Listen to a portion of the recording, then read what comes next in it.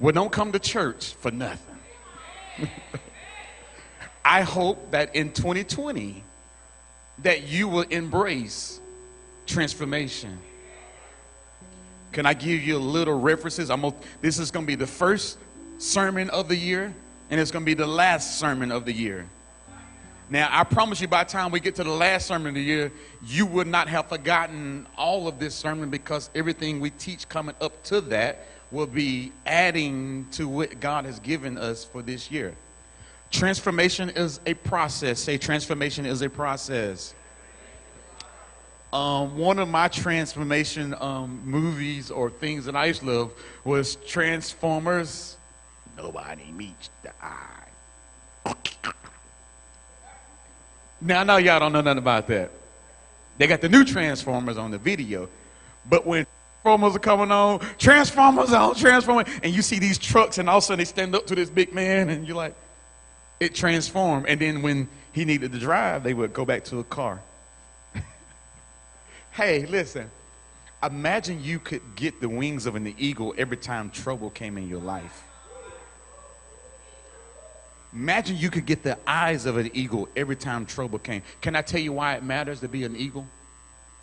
Because most of the time when we're on land and we're walking, we can't foresee the next danger in front of us. So therefore, in order for us to experience how to come through the danger, we must go through it, or the storm. The eagle is high, and if he senses a change in the weather, he can either get higher or he can go around it. Why? Because you can see it, and you have the ability to glide over it. Imagine you had those powers that just automatically, just every time cray about to come up, you just transform. Hold on. Every time that cussing spirit came up, you just transform. No. Every time that bill came up, you was able to transform that money. Just imagine you had them type of powers. Now, if you want to transform because the person sitting beside you that you married to, you ain't really, don't do that right now. That's not a good time. You need to be able to get the wings of an eagle and the eyes of the eagle to know how to stay in the marriage. Hallelujah. And fly around it. Amen. Amen. But imagine you had the power to just change, and your circumstances were still the same.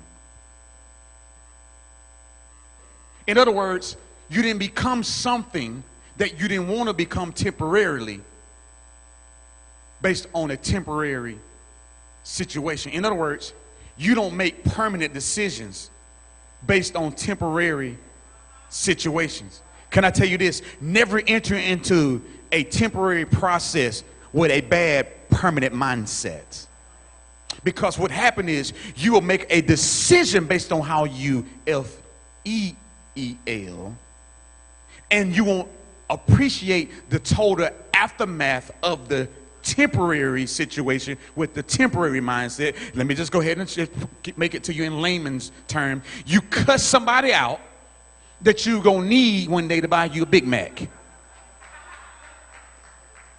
Or God was going to use them in your future to bless you with the thing that you couldn't afford for yourself.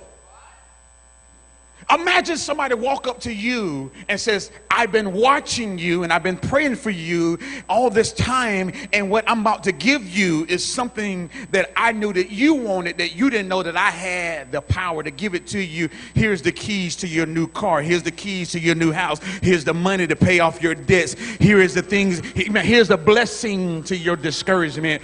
And all the time you used to look at them sideways.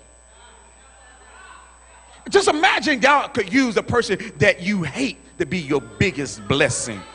Why? Because when you change on the inside, how you treat me and how you talk about me can't determine the blessing that I want. Matter of fact, I want to bless my enemies. Why? Because ain't nothing they can do to stop what God is doing in me anyway. So since you go talk about me, let me really give you something to talk about. Here is the blessing to all your debts. Here's the keys to your new house. Here's the keys to your transformation. Tell somebody